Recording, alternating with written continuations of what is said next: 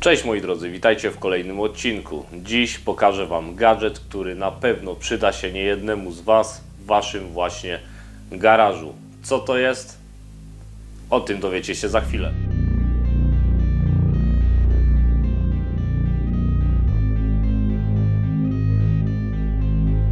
Niestety, po naszych drogach jeździ coraz więcej aut, coraz bardziej wypakowanych elektroniką. Niestety, ale nawet wymiana akumulatora właśnie w takim aucie może nieść za sobą jakieś konsekwencje. Oczywiście w starszych autach było to jedynie ustawienie od nowa radia, ustawienie czasu, czyli godziny, daty oraz ustawienie szyb, bo zamiast płynnej jazdy mieliśmy takie przesuwanie szyby, można powiedzieć, skokami.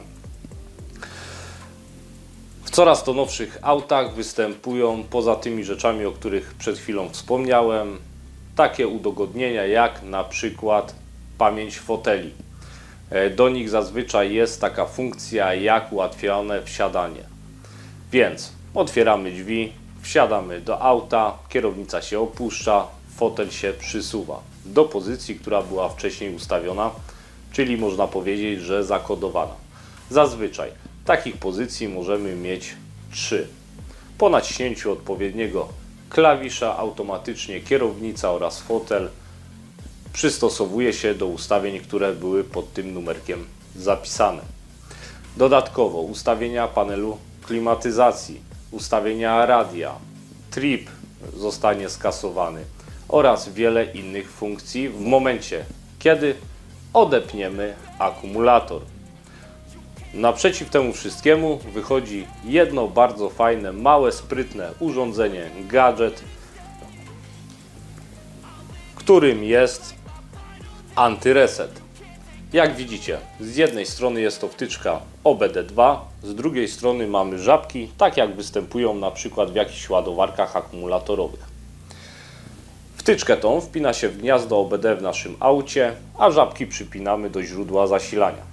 Może to być drugi akumulator lub na przykład kable rozruchowe, które są podpięte do akumulatora w innym aucie. Słuchajcie, ja bardzo dobrze wiem o tym, że bardzo często pod maską, jeżeli akumulator jest w bagażniku, występują miejsca, gdzie możemy podpiąć kable rozruchowe. Jednak wiele aut takiego miejsca nie ma. Lub na przykład mamy akumulator pod maską i gdybyśmy chcieli posłużyć się samymi kablami rozruchowymi, praktycznie byłoby to niemożliwe. Na przykład posiadając takie grube kable rozruchowe jak ja mam, kiedy byśmy złapali tymi kablami za klemy akumulatora, są dwie rzeczy. Pierwsza, praktycznie niemożliwym byłoby odkręcenie klemy. Druga sprawa, zawsze mamy możliwość, że właśnie działamy przy tych klemach, mamy podpięte kable, że ten kabel nam się z tej klemy zsunie i wtedy cała nasza robota na marne. Więc takie urządzenie, myślę, jak najbardziej spoko. Dodatkowo jest zabezpieczone bezpiecznikiem, więc jest bezpieczne dla naszej instalacji w aucie, dla naszych sterowników. Kolejna sprawa, która będzie dowodziła tego, że warto takie coś stosować podczas wymiany akumulatora. Nowe auta, nowe sterowniki, wiele funkcji. Bardzo często bywa tak, że któryś z tych sterowników się rozkoduje. Mamy problem, bo musimy jechać do kogoś, kto nam ten sterownik ponownie zakoduje. Kolejna rzecz. Czasem pojedziecie do mechanika z jakąkolwiek usterką, która występuje w Waszym aucie i każe Wam przyjechać za parę dni, ze względu na to, że skasuje wszystkie błędy, które były w pamięci auta. Dlaczego? Już Wam tłumaczę. Dlatego, że bardzo wiele błędów, praktycznie 90% z tych błędów będą to błędy sporadyczne, które będą spowodowane spadkiem napięcia. Zazwyczaj jest dopisane, że błąd był spowodowany przez spadek napięcia lub spadek napięcia na zacisku lub spadek napięcia na terminalu jakimś tam. Różne te błędy mogą być. One wszystkie właśnie odnoszą się do tego, że w naszym aucie był odpięty najprawdopodobniej akumulator i te napięcie po prostu spadło. Więc Podsumowując, jeżeli chcecie zachować wszystkie ustawienia w swoim aucie, nie narażać się na uszkodzenie jakiegokolwiek sterownika, które może być wynikiem właśnie spadku napięcia, nie chcecie mieć jakichś tam błędów w pamięci swojego auta związanych właśnie również ze spadkiem napięcia, takie urządzenie dla Was jest idealne.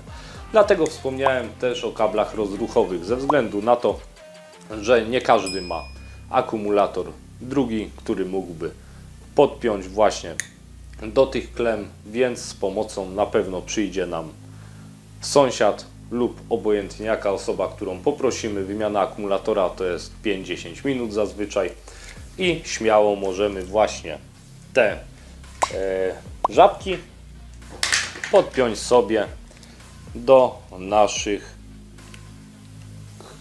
kabli rozruchowych. I tutaj, jak widzicie, je kładziemy z boku. One będą nam zasilały elektronikę w naszym aucie i nie ma możliwości, aby te napięcie w sterownikach nam spadło. Więc jeżeli o mnie chodzi, bardzo tanie urządzenie, bardzo fajny gadżet, na pewno nieraz się przyda. Więc co, jeżeli Wam się podobało, oczywiście lajkujcie, subskrybujcie, a my widzimy się w kolejnym odcinku. Cześć!